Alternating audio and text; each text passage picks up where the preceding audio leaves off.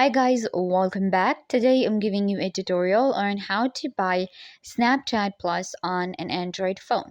So let's get started. First, what you guys need to do is you will log into your Snapchat, and this is where you will get. I have opened up my account and you can see I am getting this new option, which is Snapchat Plus.